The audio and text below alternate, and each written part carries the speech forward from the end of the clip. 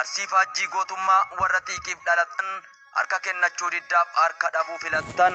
Leenjisoo Diigam elaa dhiirri kun dhiira dachiin arsii biqilchitee Oromoof gumaachitee goota dirree waraana kanneen akka Doddotaa, Albaasoo, Haroo, Amaamotaa fi Laga Qaxalatti nafxanyoota irraa dhukkee kaasee dhiira Minilikii hattuu farda Oromoo hattuu farda Siidaa dabalee farda harka ajjeesee miila qullaa fiiksisee leenjisoo Diigaa korommiiwwan arsii seenaa qabsoo diddaa gabrummaa sirna gita bittaa naftanyaa irratti gaggeessan keessaa qabsoon gooticha leenjisoo Diigaatiin gaggeeffame hunduu kan injifannoodhaan goolabame ture.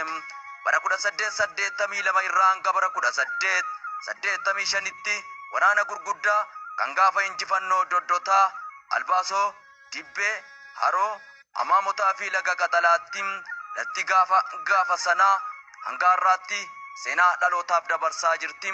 Gaafa marsaa shanaffaa irratti waraanni Minilik gara Arsii dhufuun leenjisoon Diigaa waraana Oromootaa hoogganuun Minilikiin hanga farda harka ajjeesee miila qullaatti kaachisu gooticha qaqqabee turedha.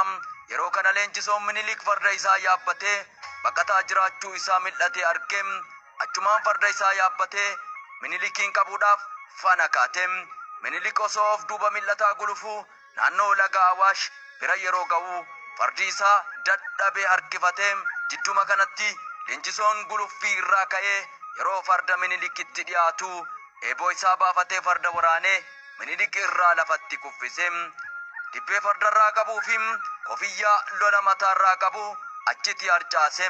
Minilik baqatee leenjisoon achittis jalaa hin hafne hanga naannoo Moojoo duukaa fiigee sana booda Minilik miliqnaan biraa deebi'ee gale. Gaafa waraanni Minilik olii gadi tamsa'ee gaaraa fi qilee keessatti nammu leenjisoon Diigaa akkas jedhee geerara ture.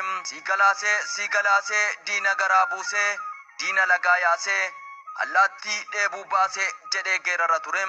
Sirna diddaa gabrummaa irratti gooticha aarsaa guddaa kaffalee leenjisoon Diigaa onni arsiiwwan kumaatamaa fi Oromoota miiliyoonorotaa keessa jiraata. Inni duus seenaan isaa bara baraan jiraata. Viidiyoo kana koppiliinki sheerri poost gochuudhaan nama hunda bira akka ga'u taasisaa lafa nagaanaaf jiraadha.